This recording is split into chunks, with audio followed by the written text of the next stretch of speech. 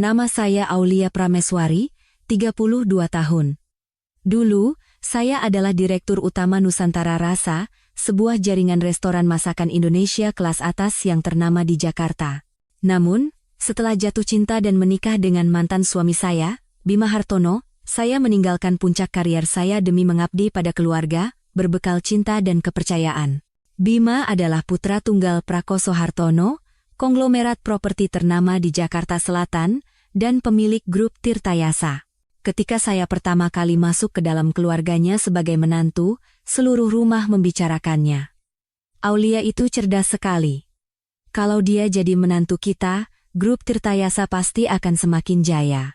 Namun, saya tidak menikahi Bima karena uang atau status. Saya menikahinya karena cinta.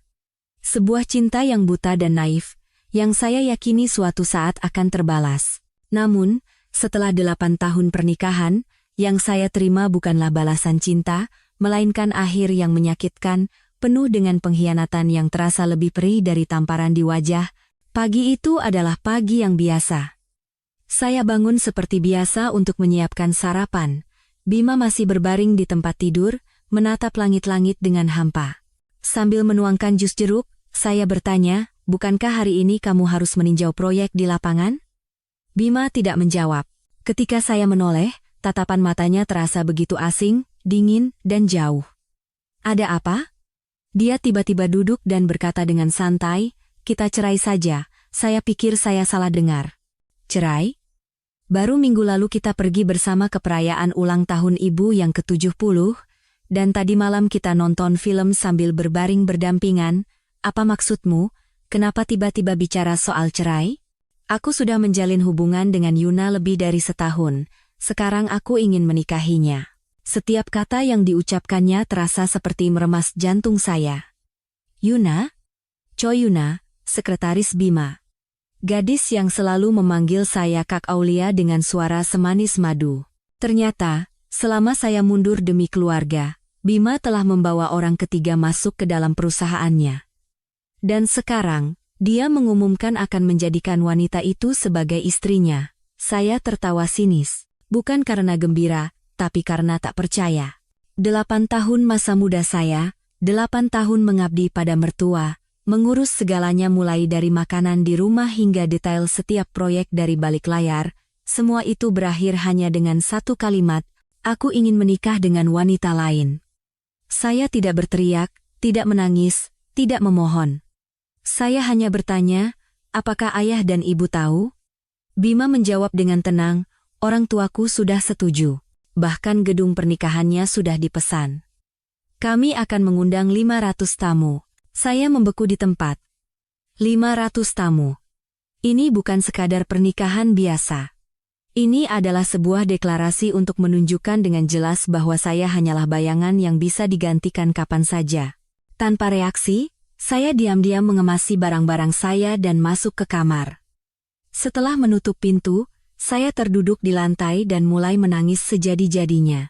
Telepon dari ibu saya berdering. Suaranya terdengar lembut seperti biasa. "Putriku, kamu pasti lelah, ya? Mama sudah masakan makanan kesukaanmu, mau mama antarkan?" Mendengar suara ibu, air mata kembali mengalir di pipi saya. Saya menceritakan semuanya, tanpa ada yang disembunyikan.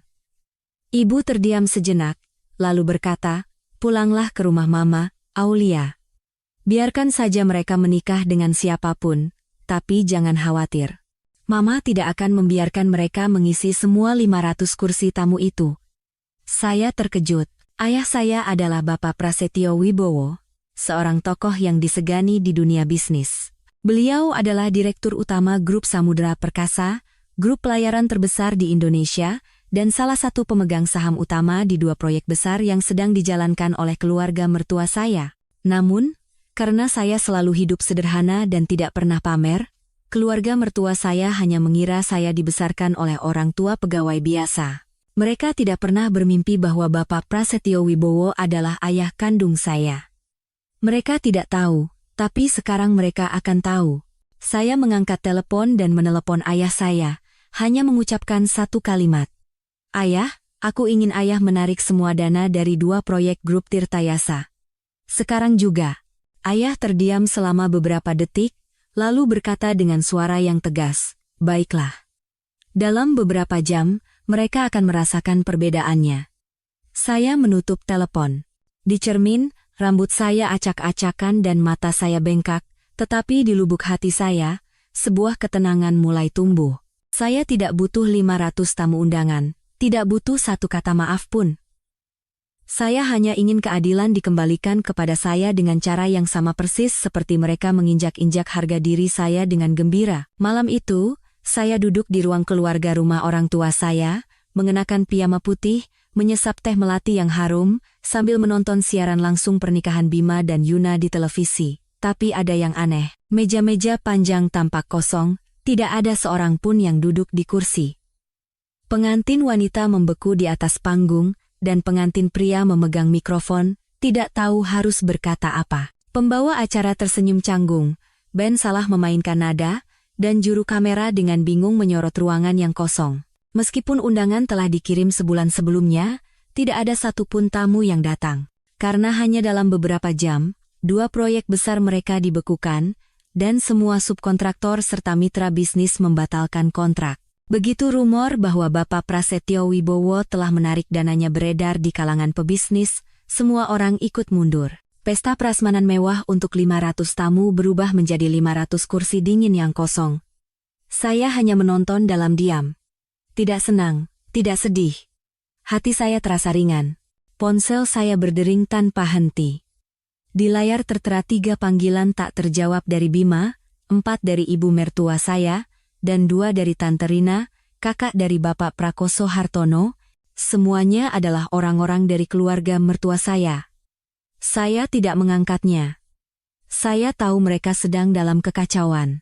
Dan saya tahu setiap detik yang berlalu di pesta pernikahan itu terasa seperti duduk di atas bara api bagi mereka.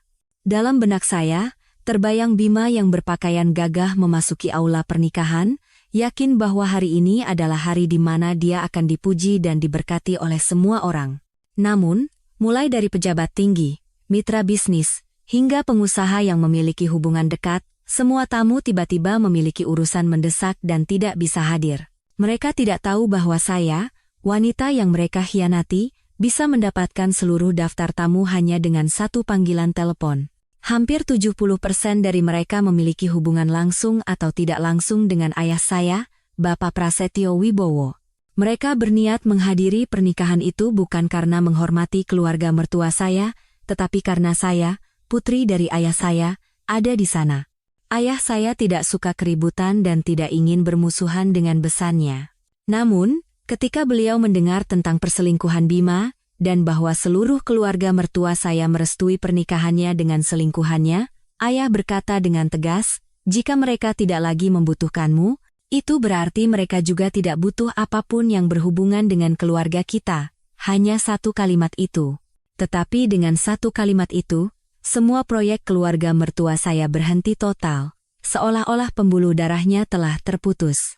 Ibu mertua saya, Ibu Miranda Suryo, setelah terus-menerus menelepon tanpa hasil, akhirnya datang langsung ke rumah kami. Terdengar suara mobil yang berhenti mendadak dan langkah sepatu hak tinggi di atas lantai marmer. Ibu saya yang membuka pintu. "Mencari siapa?" "Ibu Prasetyo, saya harus bertemu dengan Aulia." Suara Ibu Miranda tidak lagi setajam biasanya, melainkan penuh dengan kepanikan dan kecemasan. Saya berjalan ke samping ibu saya, dan menatapnya tanpa kata. Dia mencoba mendekat dan meraih tangan saya, tetapi saya mundur. "Aulia, kejadian hari ini hanya salah paham. Sebenarnya, Yuna itu sudah lama membantu keluarga kami, dan kebetulan dia hamil. Makanya kami buru-buru menikahkan mereka."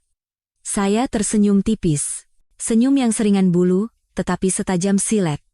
"Ibu, jangan meremehkan saya. Apakah ibu pikir saya tidak tahu bahwa minggu lalu ibu dan ayah baru saja mengalihkan kepemilikan sebidang tanah atas nama bersama dengan Yuna? Dan bahwa ibu membuka toko perhiasan untuk Yuna sebagai hadiah pernikahan dari besan?" Ibu Miranda membeku. Dia tidak menyangka saya tahu sebanyak itu. Tapi bagaimana mungkin saya tidak tahu? Hanya dalam seminggu, Saya telah menyewa orang untuk diam-diam menyelidiki semua aktivitas keluarga mertua saya, mulai dari kondisi keuangan hingga hubungan personal mereka. Aulia, suaranya melunak, bagaimanapun juga, kamu pernah menjadi menantu di keluarga ini. Saya minta maaf. Tapi sekarang semua sudah tidak bisa diubah. Mitra bisnis membatalkan kontrak, bank membekukan rekening, dan para klien mengancam akan menarik uang mereka. Bisakah kamu bicara baik-baik dengan ayahmu? Saya menatap matanya lurus-lurus. Untuk pertama kalinya dalam 8 tahun menjadi menantunya, saya memandangnya sebagai sesama manusia. Bukan lagi sebagai sosok yang tertindas, diabaikan, dan dimanfaatkan. Apakah ibu tahu? Dulu saya berpikir akan tinggal di rumah itu selamanya. Saya menganggap ayah dan ibu seperti orang tua kandung saya, bahkan saya sampai memutuskan semua kontak dengan keluarga saya sendiri demi menjadi menantu yang baik. Tapi ibu menganggap saya apa? Ibu pengganti, pembantu rumah tangga kelas atas, atau boneka yang bisa ibu kendalikan? Bukan begitu. Lalu kenapa ibu melarang saya bekerja? Melarang saya bertemu teman-teman, bahkan melarang saya memakai baju yang bagus. Ibu bahkan mengendalikan suami saya seperti boneka. Ibu menikahkan dia dengan Yuna karena ibu pikir saya tidak akan melawan, bukan? Dia tidak bisa berkata apa-apa. Wajahnya pucat pasi seperti kertas. Dia menundukkan kepalanya. Untuk pertama kalinya dalam hidup saya melihatnya tampak begitu kecil. Sekarang dengarkan baik-baik, lanjut saya tidak akan melakukan apa-apa. Saya tidak akan bicara sepatah kata pun pada ayah, tapi ayah adalah seorang pebisnis. Tidak ada yang bisa memaksanya. Jika beliau menarik dananya, pasti ada alasannya. Jika ibu ingin menyelamatkan keluarga, suruh Bima meminta maaf secara terbuka, membatalkan pernikahan, dan memutuskan hubungan sepenuhnya dengan Yuna. Baru setelah itu akan saya pertimbangkan. Matanya terbelalak, seolah tidak percaya saya berani mengajukan syarat. Apa, kamu pikir kamu bisa mengendalikan keluarga ini? Saya tersenyum dan menoleh ke ibu saya. Bu, tolong antar nyonya ini keluar. Saya lelah. Ibu saya tanpa kata mengantar Ibu Miranda keluar pintu, dan saya kembali ke kamar, meminum teh yang sudah mendingin. Di luar, hujan deras mulai turun. Hujan itu seolah mencuci bersih tahun-tahun kesabaran saya, menjadi awal dari musim yang baru. Malam itu, saya menerima pesan dari seseorang yang tak terduga. Dari Yuna. Kak Aulia, maafkan saya. Saya tidak tahu kalau Mas Bima orang seperti itu. Saya sama sekali tidak tahu tentang pernikahan, dan saya tidak hamil. Saya hanya boneka yang mereka gunakan untuk menipu semua orang. Tolong bantu saya. Saya tercengang. Ada gelombang besar yang sedang bergejolak di bawah permukaan. Jika Yuna bukan orang ketiga yang sebenarnya, lalu siapa dalang di baliknya? Dan apa alasan sebenarnya yang membuat Bima begitu dingin mengkhianati 8 tahun pernikahan kami? Saya merasa bahwa semua ini baru saja dimulai. Pesan dari Yuna membuat saya tidak bisa tidur semalaman.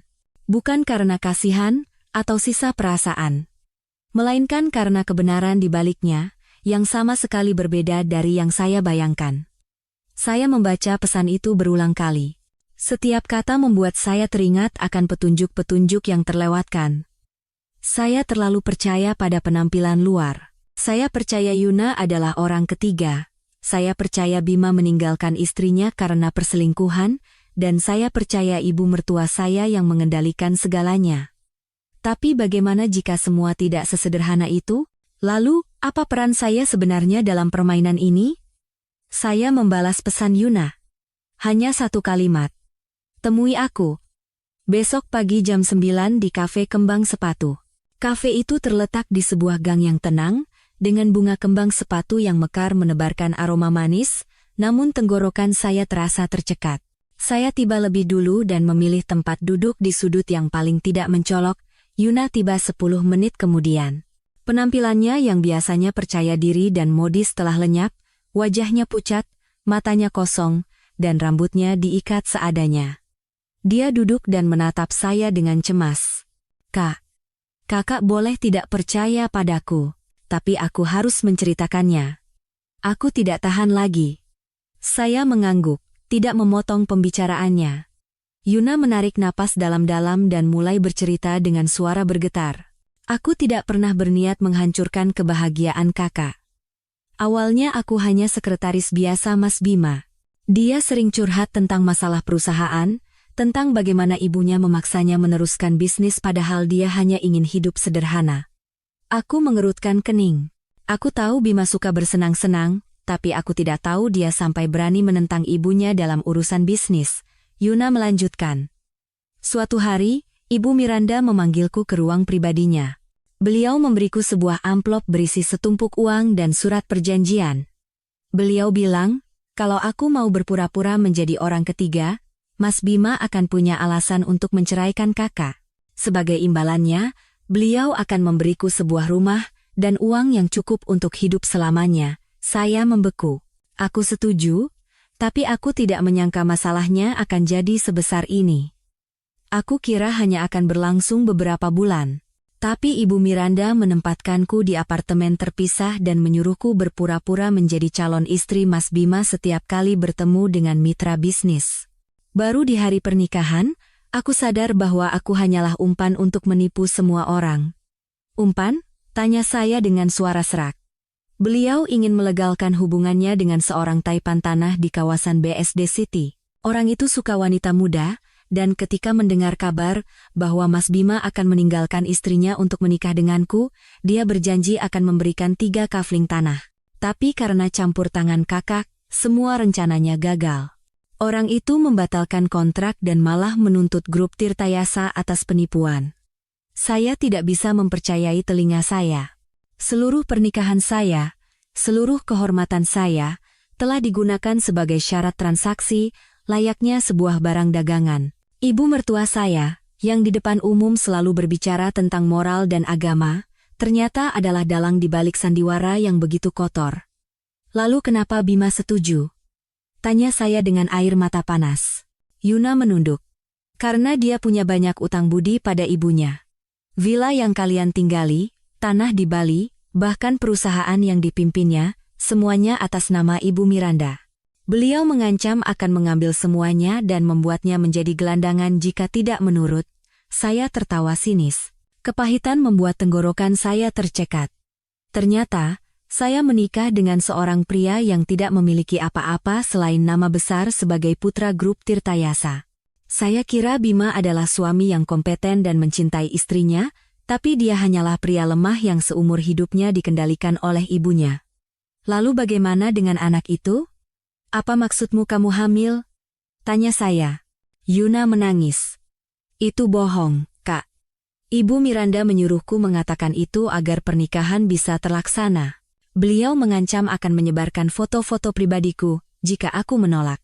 Aku punya foto dengan mantan pacarku, dan beliau menyuruh orang untuk mendapatkannya dan menggunakannya untuk mengendalikanku. Saya mengepalkan tangan. Amarah dan sesak di dada bercampur aduk. Bagaimana mungkin orang seperti Miranda, yang pernah saya anggap dan panggil ibu, bisa melakukan perbuatan sekotor itu? Maafkan aku, kata Yuna. Aku salah. Tapi Kak, beliau punya rencana lain. Kakak harus hati-hati. Saya mengangkat kepala. Punggung saya terasa dingin. Rencana apa? Rencana untuk mengusir kakak dari rumah dengan jalur hukum. Sekarang beliau sedang menyiapkan dokumen untuk menuntut kakak atas tuduhan menempati properti secara ilegal. Rumah itu atas nama beliau dan Mas Bima, jadi kakak tidak punya bukti apapun untuk membuktikan hak tinggal di sana. Saya tercengang. Bahkan setelah sampai sejauh ini, wanita itu tidak tahu kapan harus berhenti.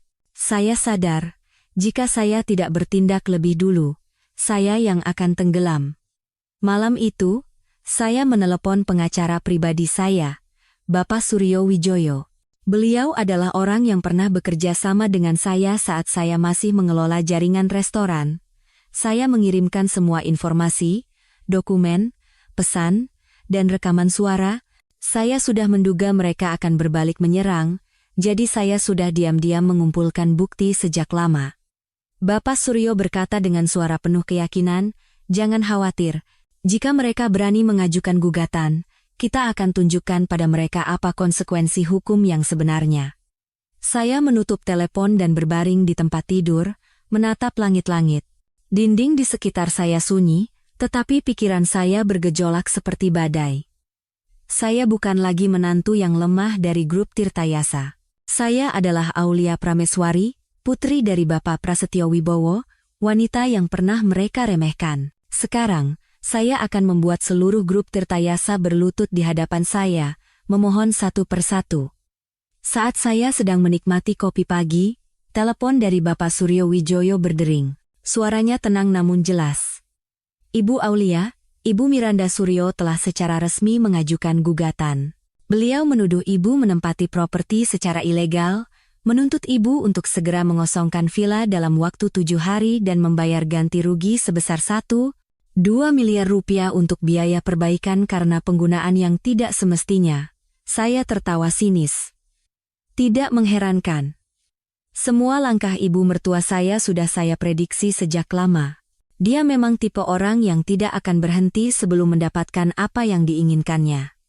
Terima kasih, Pak Suryo, saya sudah menduganya. Tenang saja, semua persiapan sudah selesai. Tapi, apakah ibu benar-benar yakin ingin mempublikasikan semuanya sebelum persidangan? Saya menarik napas dalam-dalam. Tatapan mata saya mantap. Saya tidak takut untuk mengungkapkannya. Saya hanya takut telah hidup dalam kebutaan. Jadi sekarang, saya harus membuka semuanya ke publik agar tidak ada lagi orang yang tertipu seperti saya. 3 hari kemudian, pada hari Senin pagi, sidang pertama digelar di Pengadilan Negeri Jakarta Selatan. Hujan gerimis turun dari langit, dan saya memasuki ruang sidang mengenakan gaun hitam yang elegan dengan rambut diikat rapi.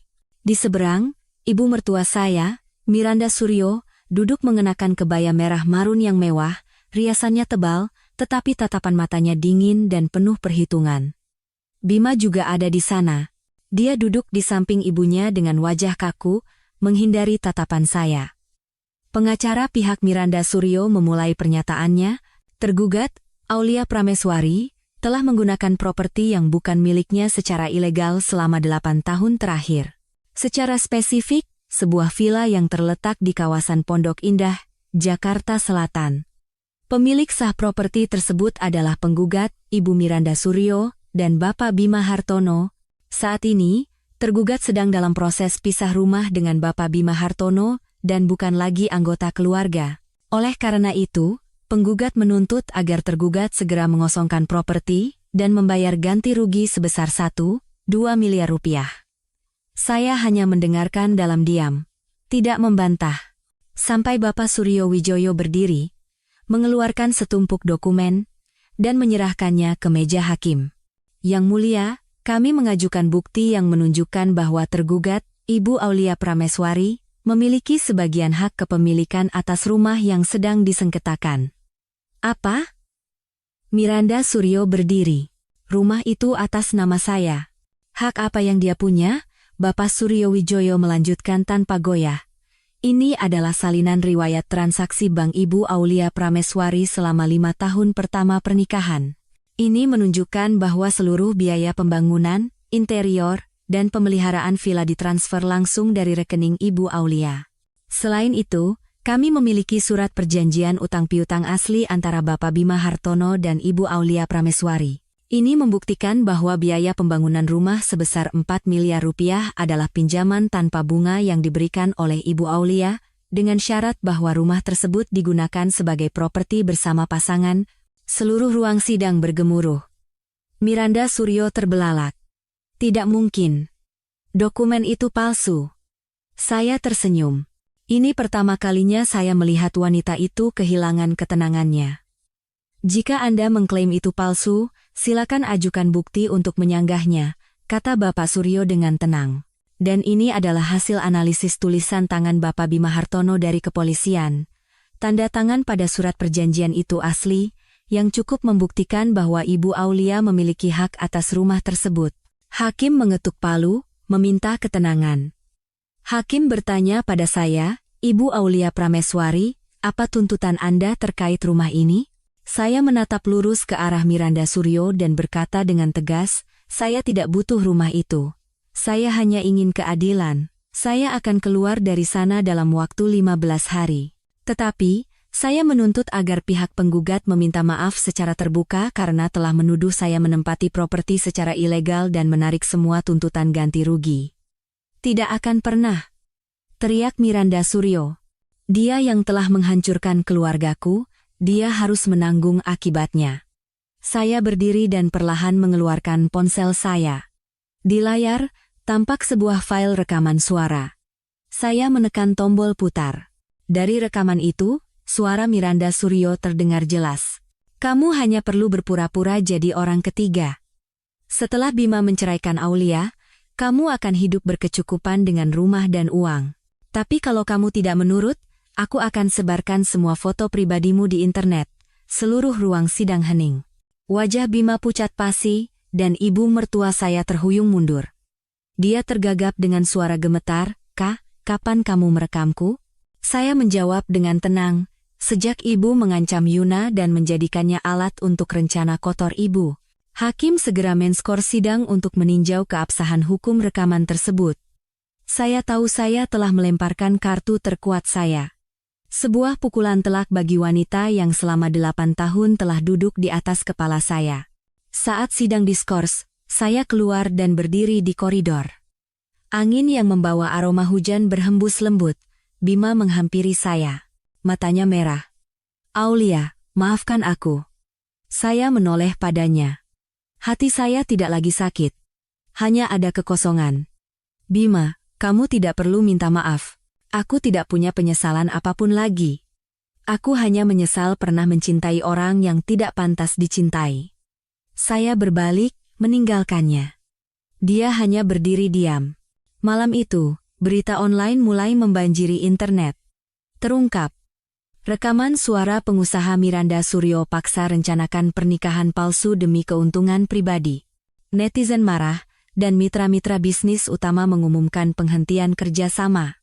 Bank memulai penyelidikan atas aliran dana yang tidak transparan di perusahaan Bima. Hanya dalam 1 hari, grup Tirtayasa tidak hanya kalah di pengadilan, tetapi juga kehilangan seluruh bisnis yang telah dibangun selama puluhan tahun.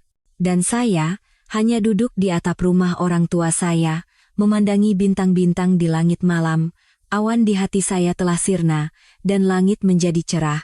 Saya pikir setelah semua yang saya alami dikhianati, diusir dari rumah, dan dituntut secara publik, hati saya akan mengering, dan kepercayaan saya akan hancur, tapi tidak. Ketika saya melihat sinar matahari pagi menembus celah pepohonan, saya menyadari bahwa saya tidak pernah tumbang. Saya hanya sedang memulai kembali.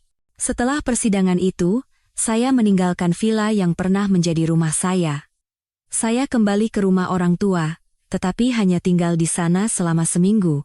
Saya tahu saya harus berdiri di atas kaki saya sendiri, seperti diri saya sebelum menjadi menantu yang baik di mata keluarga mertua. Saya mulai menghubungi kembali koneksi lama saya. Teman-teman dan kolega yang dulu bersama-sama membangun Nusantara Rasa. Meskipun sudah beberapa tahun saya berhenti bekerja, kepercayaan dan kemampuan saya di mata mereka tidak pernah pudar. Sahabat baik saya, Shinta, yang kini menjadi direktur di sebuah perusahaan investasi kuliner, mengajak saya bertemu di sebuah kafe rooftop di pusat kota Jakarta. Begitu bertemu, dia memeluk saya erat dengan mata berkaca-kaca. "Kamu masih Aulia Prameswari yang aku kagumi. Sekalipun diinjak-injak, kamu tetap mengangkat kepala seperti seorang ratu." Saya tersenyum tipis. Bukan karena pujian, tetapi karena saya tahu kata-kata itu datang dari seseorang yang pernah berjuang bersama saya di awal karier.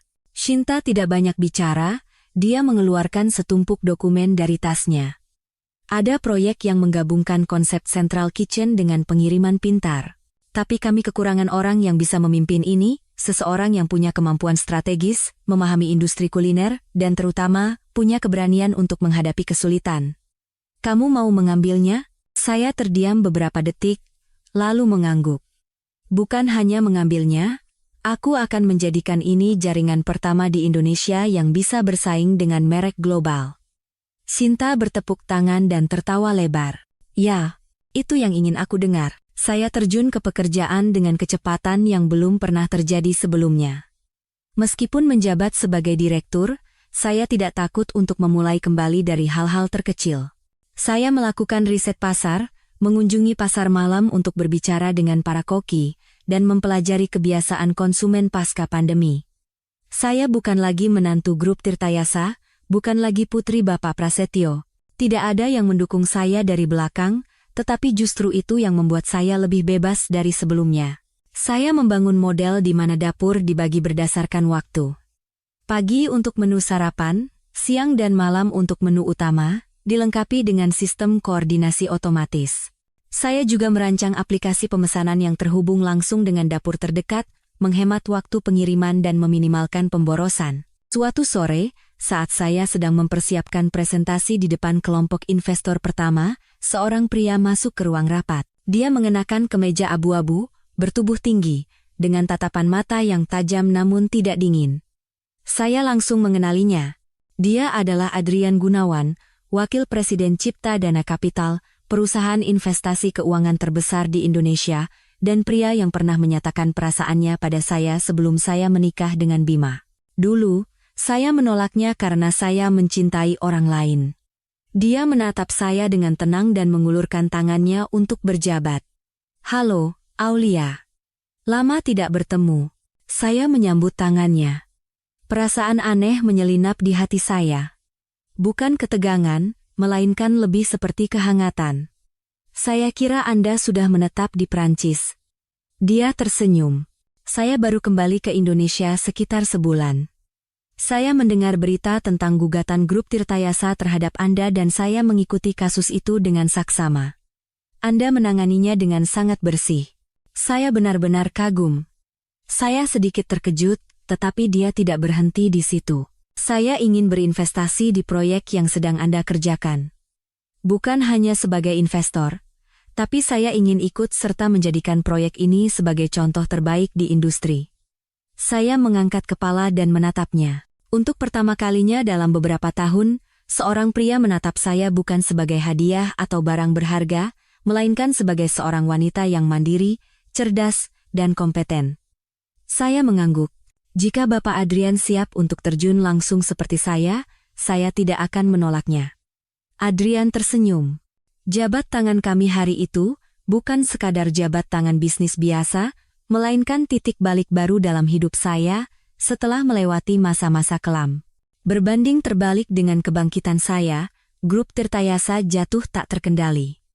Proyek-proyek mereka dibekukan, dan media terus-menerus mengungkap kasus transaksi tanah mereka yang tidak transparan. Bima terjerumus ke dalam perjudian untuk melepaskan stres, dan suatu kali bahkan terlibat dalam perkelahian massal di sebuah bar. Miranda Suryo kini hanya duduk termangu sepanjang hari di rumahnya yang telah disita oleh bank. Wanita yang dulu suka memerintah itu kini hidup pas-pasan dari uang kiriman adik perempuannya yang tinggal di Australia. Ketika mendengar berita itu, saya tidak merasa senang maupun sedih. Setiap orang akan menuai apa yang mereka tabur. Saya tidak lagi membenci mereka. Kebencian hanya akan menyeret saya ke bawah. Saya memutuskan untuk melepaskan semuanya agar bisa menjalani kehidupan yang seharusnya saya jalani. Sebulan kemudian, acara peluncuran model dapur pintar diadakan. Saya berdiri di atas panggung di hadapan ratusan tamu, mitra, dan wartawan. Di bawah, Adrian duduk di barisan pertama, menatap saya dengan mata berbinar. Saya mengakhiri presentasi saya dengan satu kalimat. "Orang bisa merampas rumah Anda, status Anda, bahkan pernikahan Anda. Tetapi jika Anda masih memiliki kemampuan dan keyakinan pada diri sendiri, Anda bisa membangun kembali sebuah kerajaan dari puing-puing." Hujan sore di Jakarta hari itu turun tiba-tiba, sama seperti kemunculan Bima saat saya melangkah keluar dari pintu kantor. Saya baru saja selesai rapat dengan mitra dari Jepang, dan hendak pulang ketika sekretaris saya memberitahu bahwa seseorang bernama Bima menunggu di lobi. Saya berhenti sejenak. Sudah berbulan-bulan saya tidak mendengar kabar apapun tentang Bima. Dalam benak saya, dia sudah seperti figuran yang keluar dari panggung kehidupan saya. Setelah berpikir beberapa detik, saya mengangguk dan meminta sekretaris untuk mengantarnya ke atas. Bagaimanapun, saya tidak punya apa-apa lagi untuk ditakuti.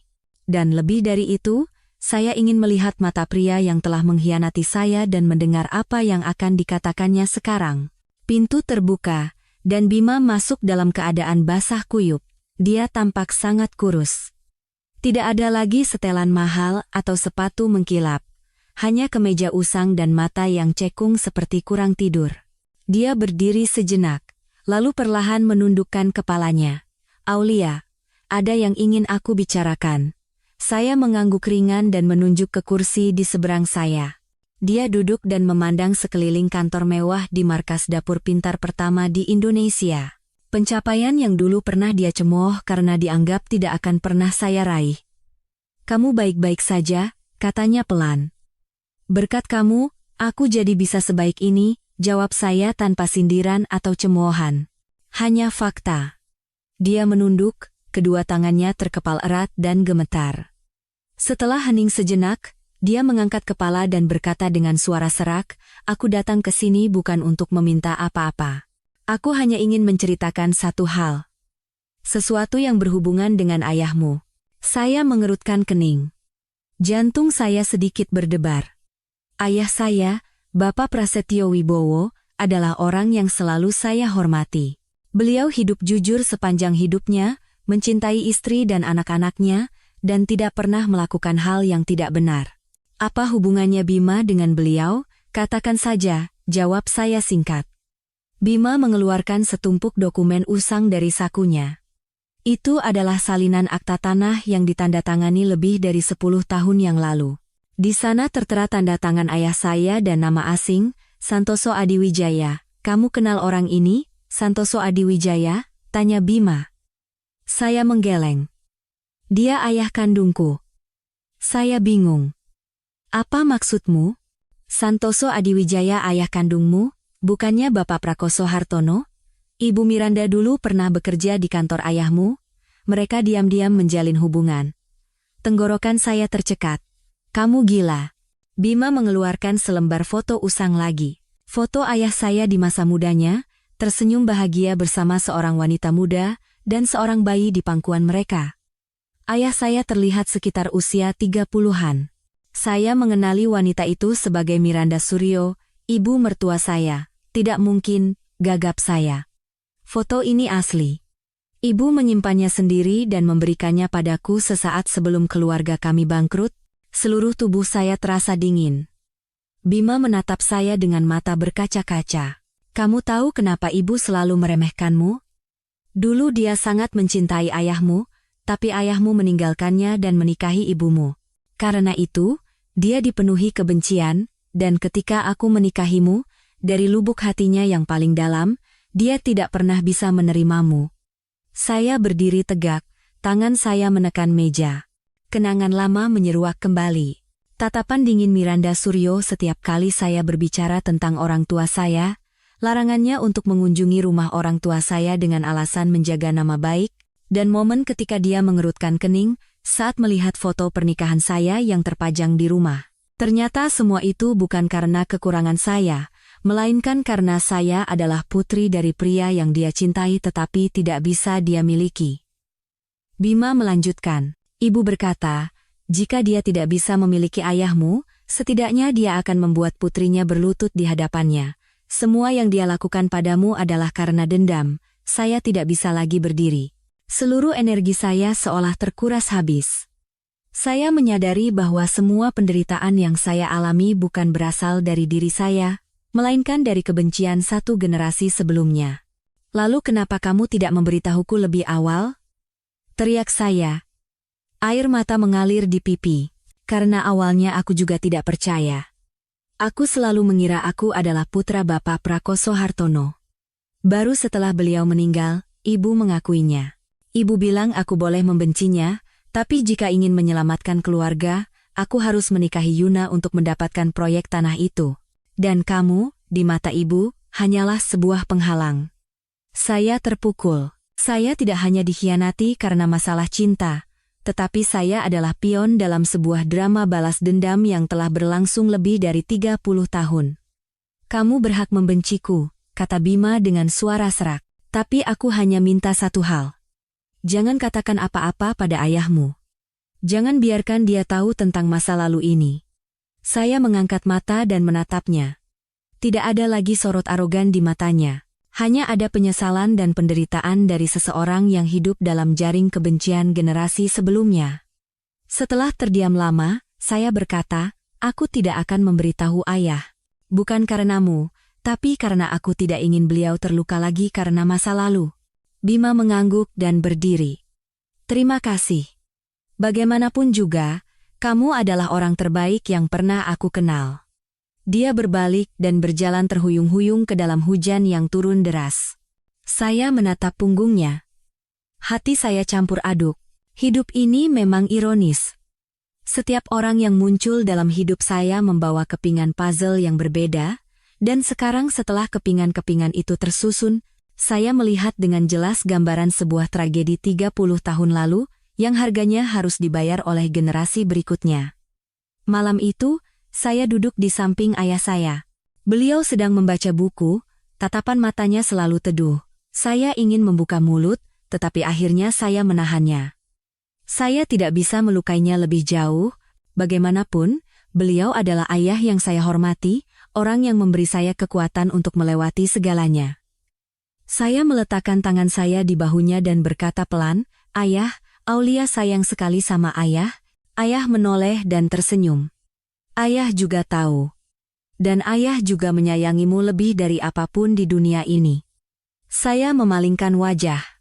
Air mata mengalir diam-diam di pipi saya. Setelah pertemuan dengan Bima, hati saya terasa seperti baru saja diterpa badai. Kepingan kenangan, luka lama, dan kebenaran tentang kebencian selama 30 tahun antara Miranda Suryo dan ayah saya. Sebelum semua itu sempat mereda, saya menerima telepon tak terduga dari Tante Rina, kakak dari mantan ibu mertua saya. Suara Tante Rina terdengar panik. "Aulia, ini Tante Rina, bisa tolong datang ke rumah sakit pusat? Ibu Miranda baru saja mencoba bunuh diri." Saya membeku selama beberapa detik. "Apa? Kenapa bisa?" Dia menelan pil tidur dan meninggalkan surat wasiat. Untungnya Bima pulang tepat waktu dan segera membawanya ke rumah sakit, tapi kondisinya sangat kritis. Saya menggenggam ponsel erat-erat. Tangan saya gemetar. Saya pikir saya sudah benar-benar memutuskan hubungan dengan grup Tirtayasa. Tapi mendengar berita itu, ada sudut hati saya yang terasa ngilu. Bukan karena kasihan pada Miranda Suryo, tetapi karena saya tidak menyangka dia akan mengambil pilihan se-ekstrem itu. Saya tiba di rumah sakit sekitar jam 10 malam. Koridor sepi, bau disinfektan menusuk hidung. Bima terduduk di luar ruang gawat darurat, menutupi wajahnya dengan kedua tangan. Penampilannya sangat mengenaskan. Dia mengangkat kepala saat melihat saya. Matanya merah. "Ibu masih di dalam," kata dokter. Dia menelan terlalu banyak obat, jantungnya sempat berhenti sebelum dilakukan resusitasi. Saya duduk diam di kursi di sebelahnya tanpa berkata apa-apa. Berbagai macam emosi berkecamuk di dalam hati saya. Ibu meninggalkan surat wasiat. Bima mengeluarkan selembar kertas yang terlipat 4 dari sakunya. Tangannya gemetar. "Mau baca?" Saya menerimanya. Kertas itu kusut, tetapi tulisan tangan Miranda Suryo masih kukuh dan familiar. Namun, isinya membuat saya tercengang. Saya, Miranda Suryo. Seumur hidup saya hidup dalam dendam, iri hati, dan perhitungan. Saya sangat mencintai ayah Aulia, Prasetyo Wibowo. Tapi dia meninggalkan saya dan menikahi wanita lain yang lebih lembut dan sesuai norma. Saya tidak bisa menerimanya, dan berusaha menghancurkan semua yang dia miliki, dimulai dari putrinya. Saya menikahkan putra saya dengan Aulia. Bukan demi putra saya, tetapi karena saya ingin melihat putri Pak Prasetyo menderita dan dikhianati, agar saya bisa melihat tatapan matanya yang penuh derita, tapi saya salah. Aulia tidak bersalah sama sekali. Dia anak yang baik, cerdas, dan berhati mulia. Namun, saya tidak ragu untuk menghina dan merendahkannya. Ketika dia meninggalkan rumah saya pikir saya telah menang. Tapi ternyata, yang tersisa bagi saya hanyalah cangkang kosong. Sekarang saya tidak punya apa-apa lagi. Kehormatan, uang, bisnis, semuanya hancur. Saya tidak punya keberanian untuk menghadapi kenyataan ini. Jika ada kehidupan selanjutnya, saya ingin berdoa agar bisa menjadi Ibu Aulia, bukan musuh dalam hidupnya yang hina dan egois. Saya melipat kertas itu. Tenggorokan saya tercekat oleh emosi yang tak terlukiskan. Semua kebencian seolah luntur oleh beberapa baris tulisan itu. Saat itu, saya mengerti bahwa beberapa orang memilih jalan hidup yang salah karena mereka terlalu sakit, terlalu kesepian, dan terlalu lemah untuk tahu cara mencintai dengan benar. Bima menunduk dan memegang tangan saya. Kalau ibu tiada, aku ingin kamu yang mengurus pemakamannya mewakili keluarga. Pikiranku sudah tidak bisa berfungsi lagi. Saya tidak mengangguk atau menggeleng, hanya menatapnya dengan tatapan tenang. Untungnya, Miranda Suryo sadar setelah 3 hari di ruang perawatan intensif. Saat dia membuka mata, orang pertama yang dilihatnya adalah saya. Matanya sayu dan lemah, tetapi ada kelegaan di sana. Aulia, saya mengangguk. Saya datang bukan karena ibu, tapi karena putra ibu, dia menggigit bibirnya. Suaranya setipis benang. Terima kasih, bagaimanapun juga, terima kasih. Saat saya hendak berbalik, dia mengulurkan tangannya dan menggenggam tangan saya dengan lembut. Jika kamu bisa memaafkan, maafkanlah wanita bodoh ini. Jika tidak bisa, setidaknya jangan biarkan dirimu hidup dalam kebencian sepertiku. Saya menggenggam tangannya dengan lembut, tidak menjawab, tetapi semua dendam di hati saya terasa ringan seketika. Beberapa permintaan maaf tidak perlu diucapkan dengan kata-kata, cukup dengan sentuhan ringan di ambang kematian. Beberapa minggu kemudian, Miranda Suryo keluar dari rumah sakit. Saya mengantarnya ke sebuah panti jompo yang tenang di pinggiran Bogor. Bukan karena tanggung jawab, tetapi karena saya tidak ingin Bima terluka lebih jauh. Bagaimanapun juga, dia adalah ibunya, dan saya tidak ingin menjadi duplikatnya yang hidup dengan hati penuh dendam. Di hari kepergiannya, saya mengantarnya sampai ke mobil. Sebelum naik, dia berbalik dan berkata pelan, Aulia, jika kamu bertemu seseorang yang tulus mencintaimu, jangan lepaskan. Jangan tutup hatimu karena luka yang pernah kuberikan. Saya hanya berdiri diam. Angin menerbangkan rambut saya. Tidak menjawab, tetapi ada sesuatu yang samar-samar mekar di hati saya. Seperti tetesan gerimis kecil yang menembus awan tebal. Malam itu, saat pulang, saya menemukan sebuah buket bunga lili putih di atas meja. Tanpa kartu, hanya ada secari kertas bertulis tangan. Hidup tidak memberi kita hak untuk memilih keluarga, tapi memberi kita hak untuk memilih kembali diri kita sendiri. Adrian. Saya tahu siapa pengirimnya. Adrian Gunawan. Pria yang selama ini diam-diam berada di sisi saya. Tidak mendesak, tidak ikut campur. Hanya hadir sebagai bahu yang kokoh. Saya membawa buket itu ke balkon.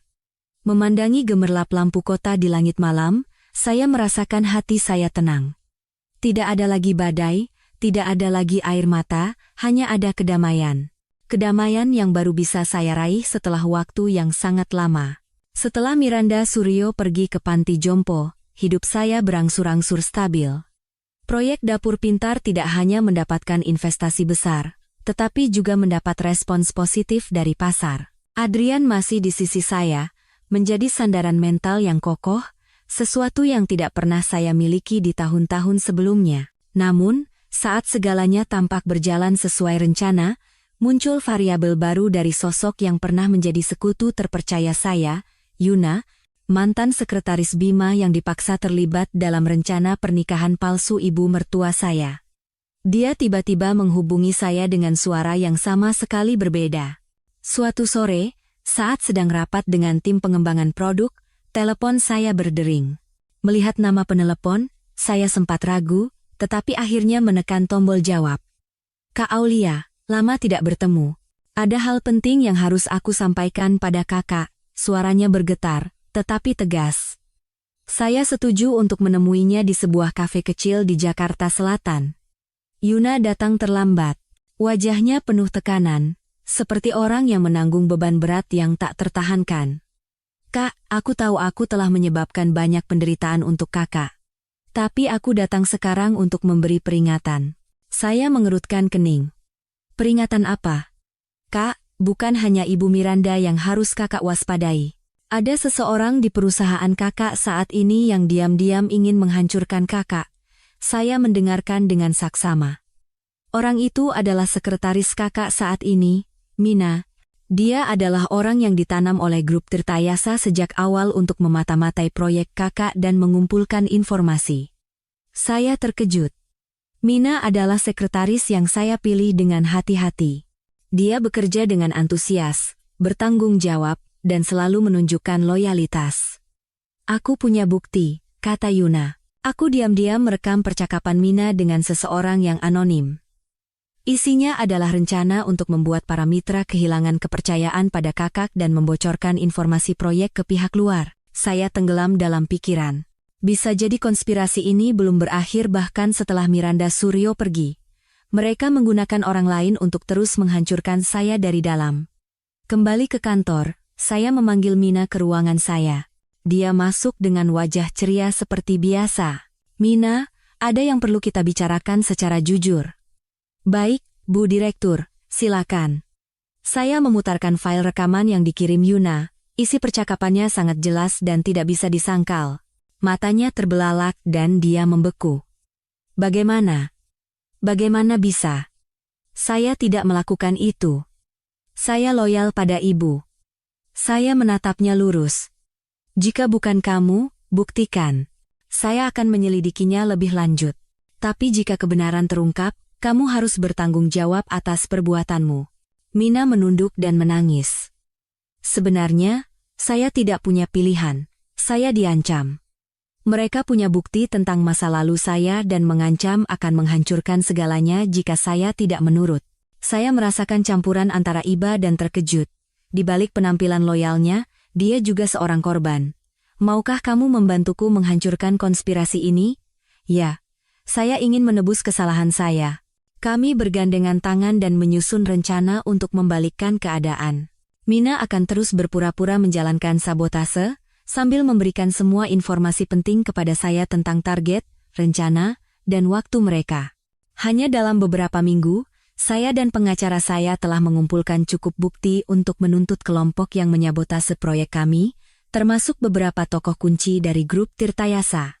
Persidangan baru dimulai, dan media kembali heboh, tetapi kali ini, saya bukan lagi pihak yang lemah. Malam itu, Adrian datang ke sisi saya dan menggenggam tangan saya dengan lembut. Kamu telah berjalan sangat jauh. Dan apapun jalan yang terbentang di depan, aku akan bersamamu. Saya tersenyum. Hati saya dipenuhi harapan dan kekuatan. Saya menyadari bahwa sebanyak apapun badai yang menerpa hidup ini, selama saya tidak kehilangan keteguhan dan tahu cara bersandar pada orang yang tepat, akan selalu ada cahaya di ujung terowongan. Setelah kesuksesan awal model dapur pintar, saya dan Adrian mulai berpikir untuk memperluas skala. Tidak hanya di dalam negeri, tetapi juga merambah pasar internasional. Ini adalah lompatan besar yang membutuhkan persiapan matang, mulai dari sumber daya keuangan, sumber daya manusia, hingga strategi bisnis yang sistematis. Kami memutuskan Singapura sebagai pijakan pertama, sebagai pusat keuangan dan perdagangan internasional yang paling ramai di Asia Tenggara. Membawa proyek ke luar negeri tidak hanya akan membangun citra, tetapi juga membuka peluang kerjasama yang luas dengan mitra internasional. Namun, semakin jauh kami melangkah, semakin jelas pula rintangan yang tak terduga. Suatu pagi, saat sedang melakukan rapat video dengan mitra di Singapura, saya menerima pesan misterius. Hati-hati dengan orang yang paling kamu percaya. Apa yang terlihat tidak selalu seperti kenyataannya. Pengirimnya tidak dikenal. Saya terkejut. Saya memang waspada terhadap konspirasi dari grup Tirtayasa, tetapi kali ini, sepertinya ada kekuatan lain yang lebih licik dan kuat. Dalam rapat-rapat berikutnya, ditemukan indikasi kebocoran informasi proyek dari beberapa karyawan baru di tim saya. Dokumen penting dan rencana strategis jatuh ke tangan pesaing. Saya mulai menyelidiki kembali semua personel, baik internal maupun eksternal, dengan cermat. Kali ini, bukan hanya konspirasi grup Tirtayasa, tetapi ada mata-mata yang bersembunyi di dalam organisasi saya.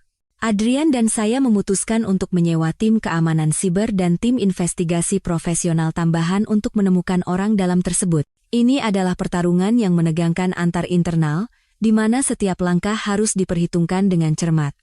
Di saat yang paling menegangkan, Adrian tiba-tiba melamar saya.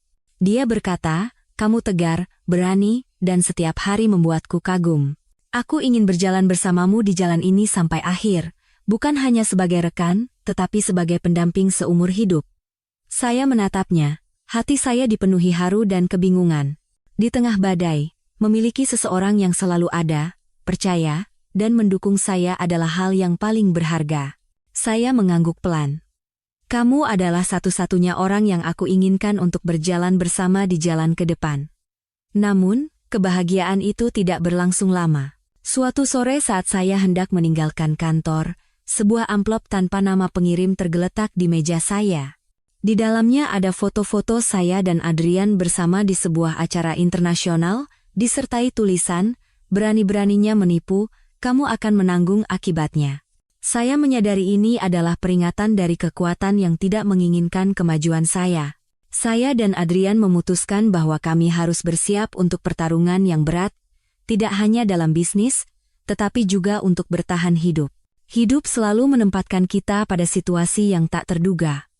Tapi saya percaya, selama tidak kehilangan keyakinan dan kegigihan, kesulitan apapun bisa diatasi. Setelah menerima ancaman yang signifikan itu, Adrian dan saya memutuskan untuk bertindak. Kami sadar bahwa aturan permainan telah berubah. Ini bukan lagi sekadar bisnis, melainkan perang demi kehormatan dan kelangsungan hidup perusahaan. Suatu pagi, di kantor pusat perusahaan, kami mengadakan rapat penting dengan semua eksekutif senior. Adrian membuka pembicaraan, "Kita sedang menghadapi kekuatan yang besar, tidak hanya di dalam negeri tetapi juga secara internasional. Ini bukan persaingan biasa. Saya mengusulkan pembentukan tim khusus untuk memusatkan semua sumber daya kita demi mencegah kebocoran informasi, melindungi proyek, dan memastikan kemenangan." Saya setuju dan menambahkan, "Yang terpenting adalah menjaga semangat persatuan, transparansi, dan tidak membiarkan musuh melemahkan kita dari dalam."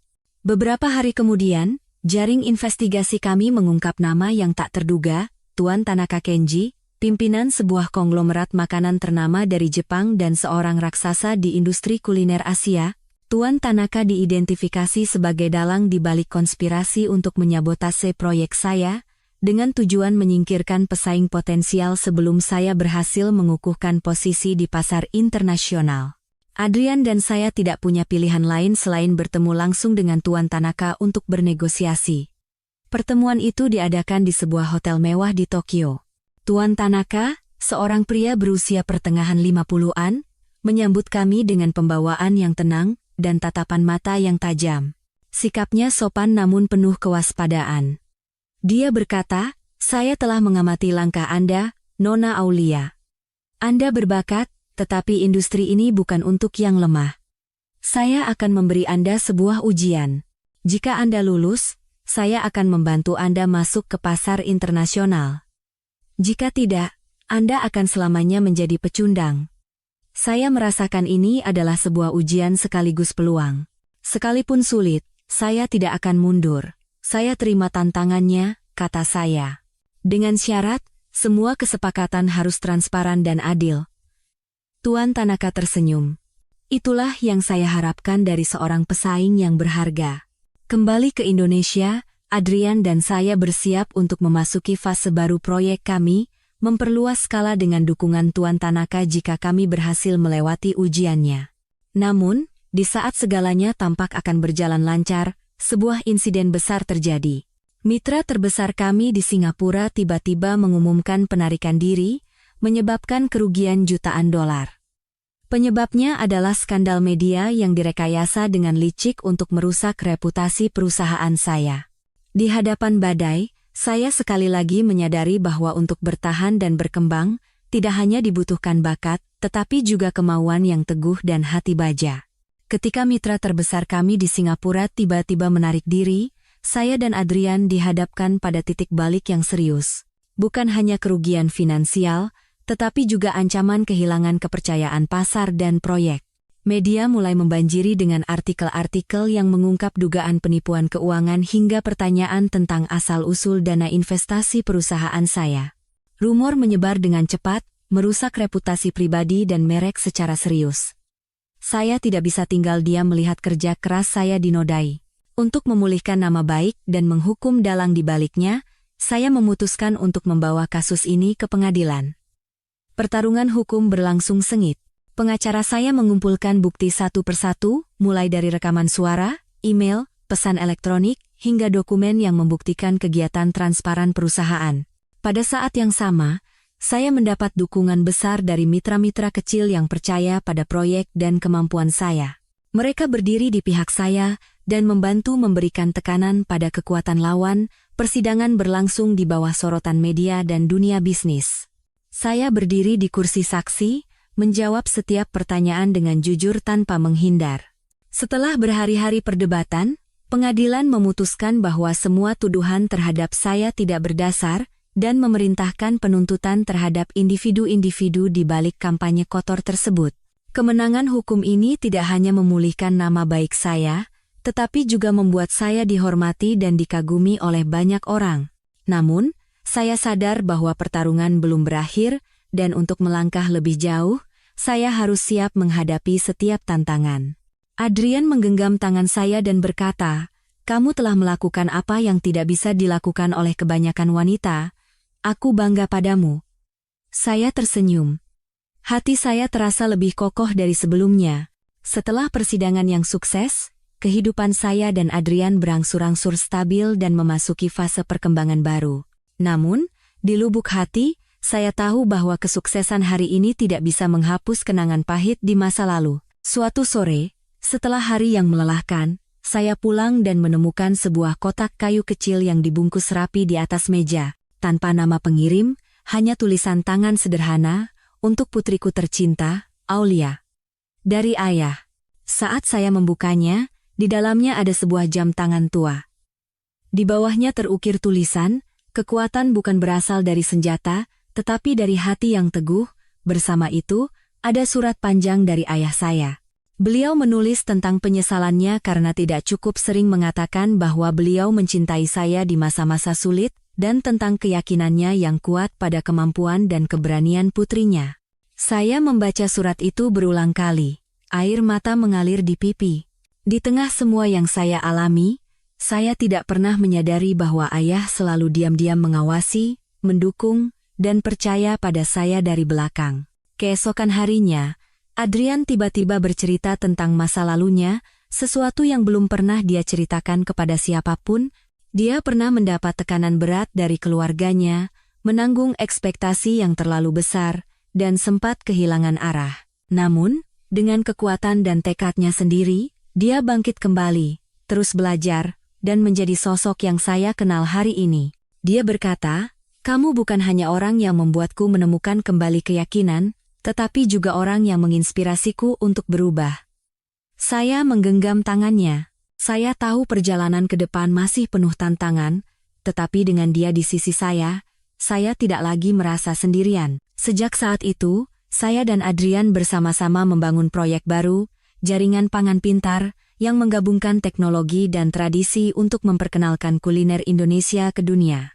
Melalui hari-hari panjang bekerja bersama, kesulitan yang menumpuk, dan momen-momen manis bersama, saya menyadari bahwa kebahagiaan bukanlah tujuan, melainkan perjalanan itu sendiri.